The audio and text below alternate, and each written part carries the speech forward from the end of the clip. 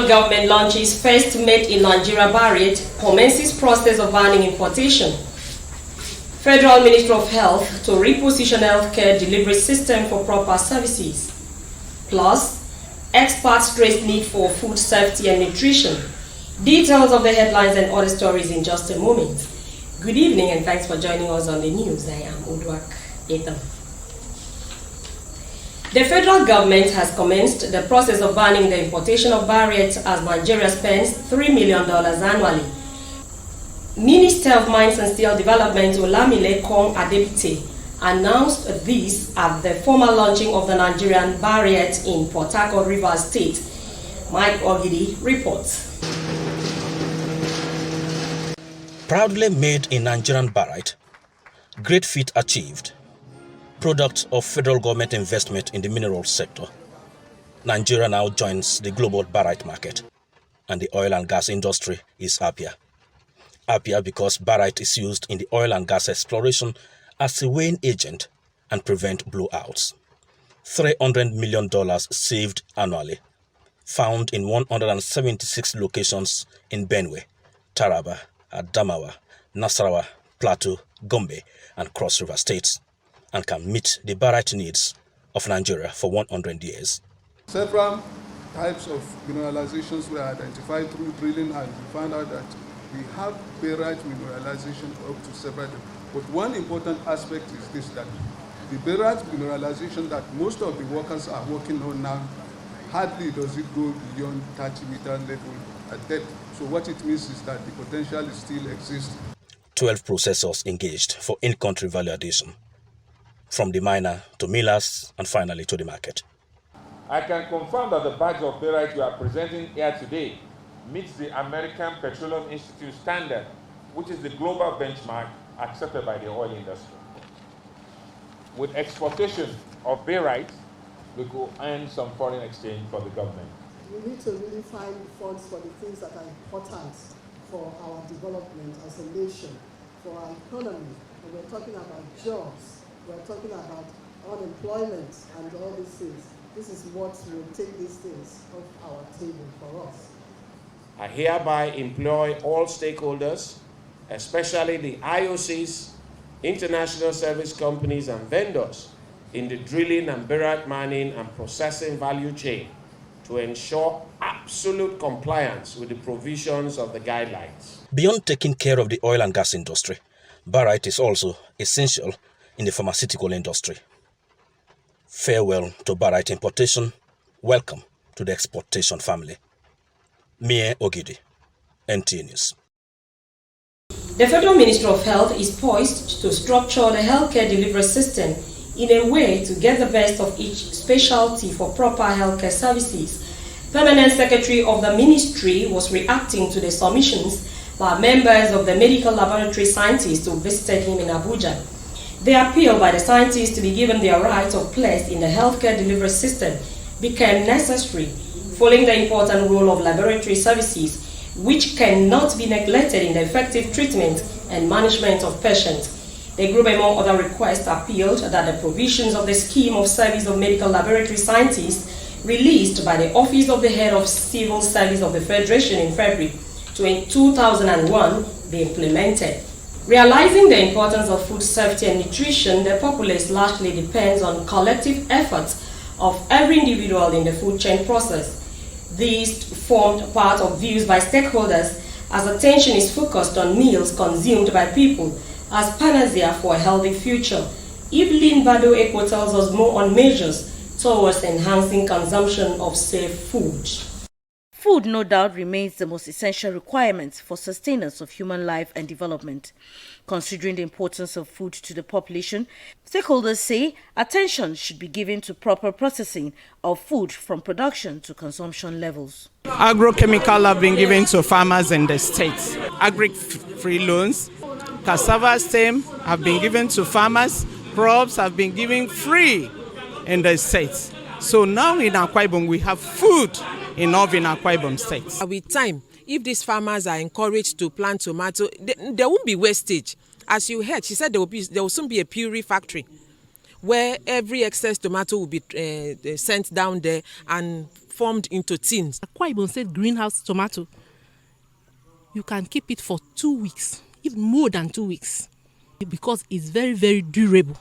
With growing investments in agriculture in Nigeria, states including Akwa Ibom have keyed into the task of increased food production and safety mechanisms to enhance food nutrition. We ensure that every meat that is processed at the abattoir is very healthy.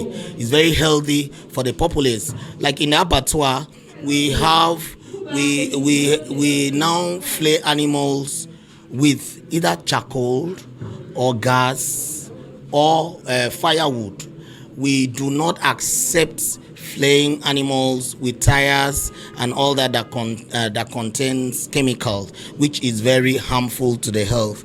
The greenhouse projects, no insects, no pests will attack those who are planted there because they have been screened out. Agriculturists maintain that food safety remains everyone's business. Hence, the global community focusing on this year's theme on safe food for a healthy tomorrow. In Uyo, Evelyn Badu Ekpo. Cross River State Governor Ben Ayade is advocating the state to be designated as an export corridor to benefit from the African Free Continental Trade Agreement due to its long Atlantic coastline and industrial value chain. The governor stated this during a presentation by the state chapter of the Nigeria Association of Small and Medium Enterprises in Calabar. Paul Ebel has more. With the huge industrial value chain in Cross River State made possible by the Governor Ayade administration through its agro-industrialization policy, the state and Nigeria stand to gain a lot from the Africa Free Continental Trade Area if Cross River is accorded the status of its export corridor. If this becomes a reality, products from all the agro-allied factories can be exported to at least 15 countries in West and Central Africa, thereby increasing the maritime business environment of the nation, which will also serve as alternative to boost the economy. We must take advantage of our industries and push our produce beyond Cross River, beyond Nigeria, beyond ECOWAS, and let's take advantage of the African Continental Free Trade Area and expand the horizon of our market. And that's why we have a Ministry of Commerce. That's how we have a Ministry of Foreign Affairs. We're the only state with such unique ministries, the Ministry of Aviation, to focus on how we can export. And I remain committed and dedicated to the need for Cross River State to have a very active maritime trade activity to enable us to develop that opportunity where young men and women will migrate out of politics into business to create a private sector economy that will usher in a prosperity agenda, which will be good for citizens of Cross River State and beyond. Again, if the advocacy pulls through, the state expects to benefit from non-oil earnings through efforts of the Africa Free Continental Trade Area. In Calabar, Paul Abel, NTA News. The Cross River State government and organized labor have commenced negotiation to address the lingering issues of non-implementation of promotion, non-payment of gratuity and other demands as contention for the ongoing industrial action. A correspondent report that residents are lamenting the impact of the strike on the state economy and called for speedy negotiation to end the strike. Barely 2 weeks after the commencement of an industrial action by the organized labor in Cross River State, residents are lamenting the impact of the strike on the economy of the state and the nation at large. There is no strike without its effect. Like this one that is happening, we can see that both the schools, the market, and in fact, the economy generally is being affected. It's bad. It has affected the economy really bad because one, workers are at home, no money, money is not circulating, everybody's at home, must feed the family and all of that. Although the strike is ongoing, negotiation between the Cross River State government and the organized labor has commenced based on a closed-door meeting which lasted several hours at the State Secretariat, Calabar. The labor leaders who briefed the newsmen on the outcome of the meeting also reacted on the court order directing the unions to end the strike. Yes, the negotiation has started. We are still on strike because the meeting now is inconclusive. For the court order, I think we have filed an appeal on the stay execution. So we still have the right to maintain the strike pending on our agreement with the government. In Calabar, Udwak Etam, NTA News. The People's Democratic Party 2021 Elective National Convention Organizing Committee has commenced training of its electoral officers ahead of the convention. According to the report, the training is part of preparations for a free, fair, credible and transparent election. The training is especially for members of the Electoral Subcommittee of the National Convention. Meanwhile, a meeting of the PDP Governors Forum was held in Abuja. The meeting was convened to fine-tune necessary preparations ahead of the PDP National Convention slated for 30th and 31st of this month in Abuja. You are still watching Nta Calabar News at 7. You can equally watch this newscast on our YouTube channel at youtube.com/NTA Calabar. The news continues shortly after this break. Stay with us.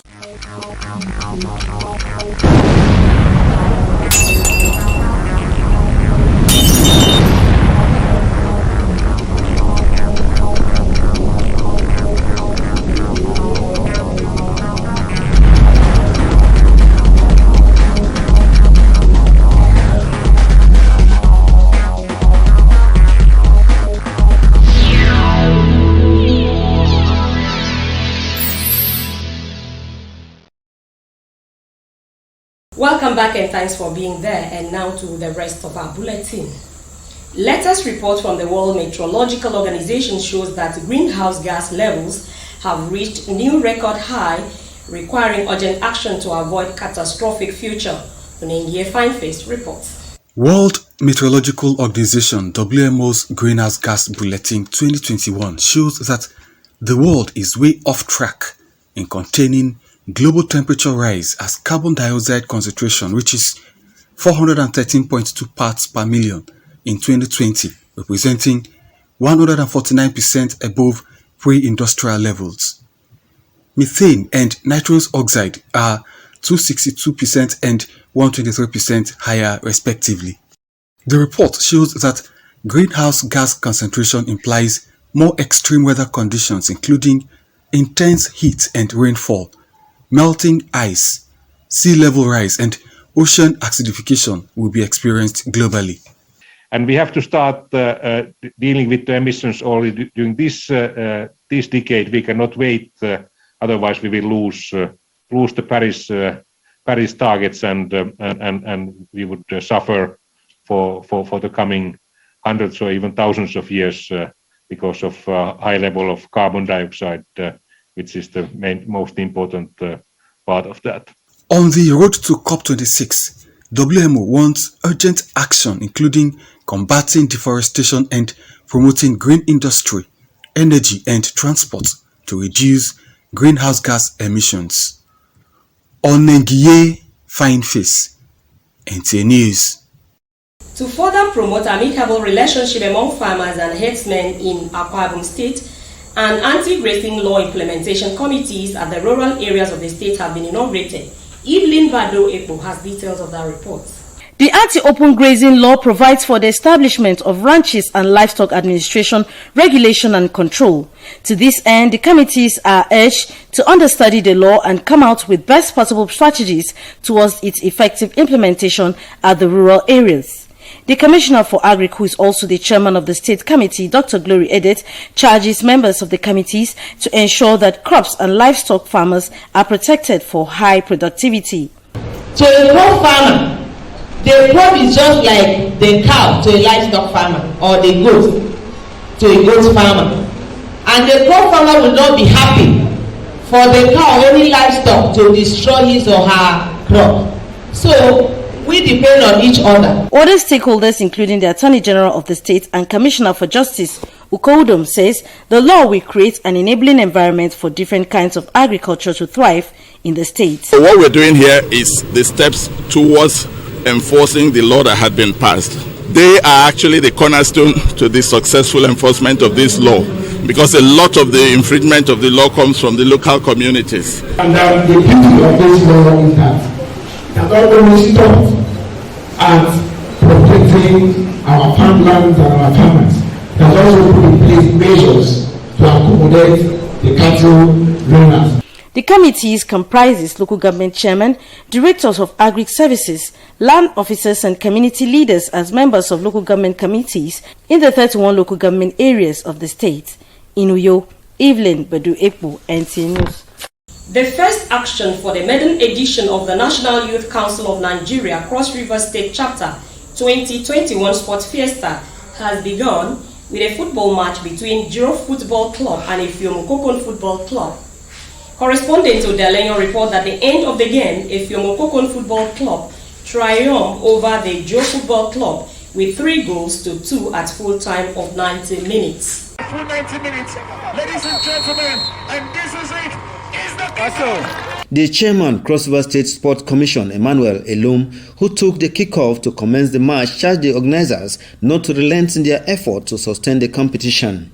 He assured of government support to ensure that the competition becomes an annual event. If the organizers can continue in this trend, it's going to only get. We intend to give them more support by the next edition, and I assure you it's going to get better. But what they have done here, I'm very impressed. So the commission will most likely want to partner with them next year. Other officials of the Central Planning Committee of the Sport Fiesta, including the Director of Sport, University of Calabar, Dr. Blessing Anam, and the Chairman, National Youth Council of Nigeria, Cross River State Chapter, Dan Obo Jr., speak on the essence of the sports competition. This competition is not just run like that.